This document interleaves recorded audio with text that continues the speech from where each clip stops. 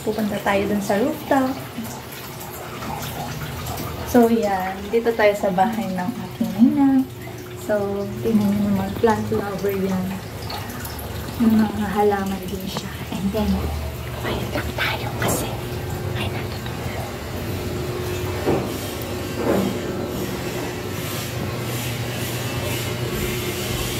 Yun. So, yan. Tingnan nyo naman dito. Andito tayo sa second floor. So, ito yung mga halaman niya.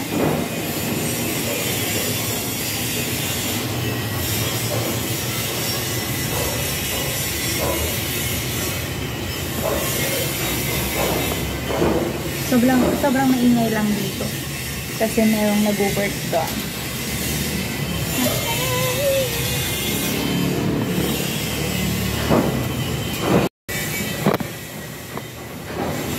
So, yan yung mga halaman niya.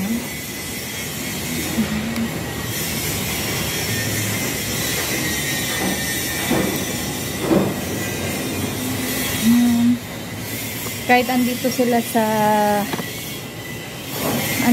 sa Valenzuela is marami pa rin siyang mga tanim. Like ito, oregano. Yan. And meron pa siyang calamansi.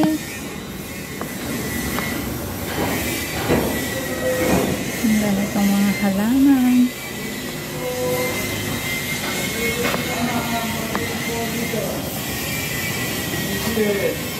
Ayan, ganyan. Ayan.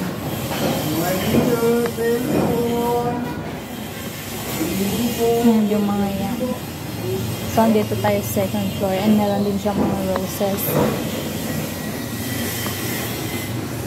So, ngayon, punta tayo sa third floor. Punta tayo sa third floor.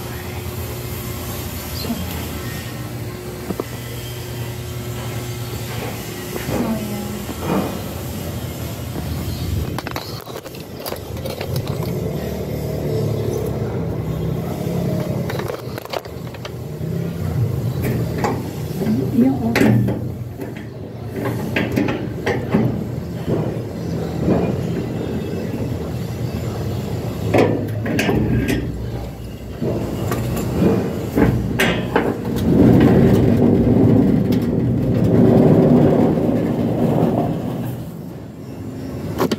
Dito na tayo sa third floor. So, yan. Ang ganda yung kanilang ganyan. Sliding lang siya. Oh no! What happened? Hindi namin namalayan kung malakas ba yung hangin kanina. Pero, yan. Natumba yung kanyang mga halaman. Yung halaman. Tapos yung papaya. So, yun.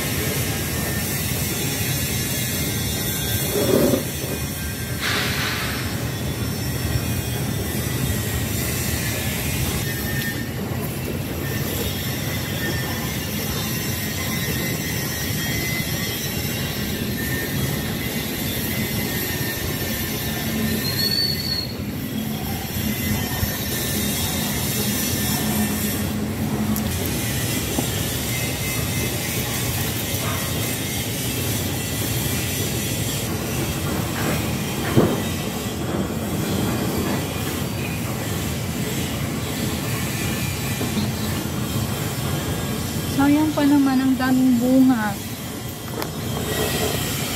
Ang daming bunga ng mulberry.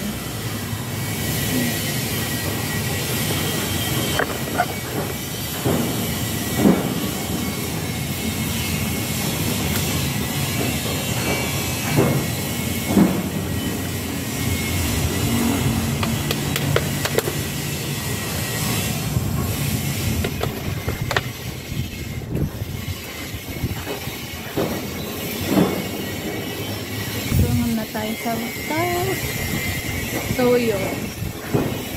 Dito sa rooftop, dito sa Valenzuela, is meron siyang tanim na ito, lemongrass.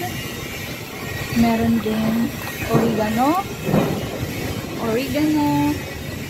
ampalaya. So, yun. Meron na din siyang bunga. And, asa na yung malunggay? Hindi tayo makadaan. So, yan. Yung ibang mga halaman. Meron din yung gamot na yung tawag sa amin, mga Ilocano, bagbagutot. So, meron. And then, meron din mulberry. And, hindi ko alam kung ano ito. Yan. And, meron siyang mga tanim na roses. Like that. So, dahan-dahan lang kasi madulas. And, meron ding, ano na to, dragon fruit. Di ko na alam yung pangalan ng mga ibang tanim. Like that. Tapos, ito, mga roses. Roses. Yan lang guys. So, ito yung view dito sa rooftop. Yan.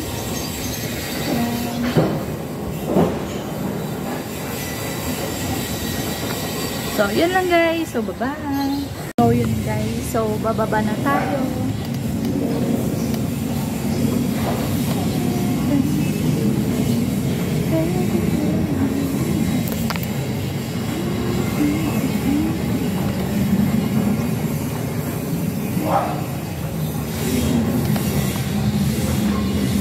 So, yun. Bababa na tayo.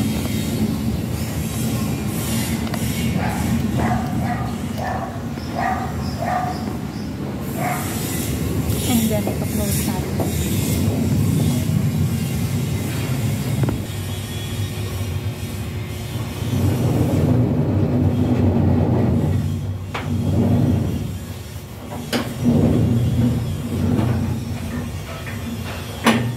So,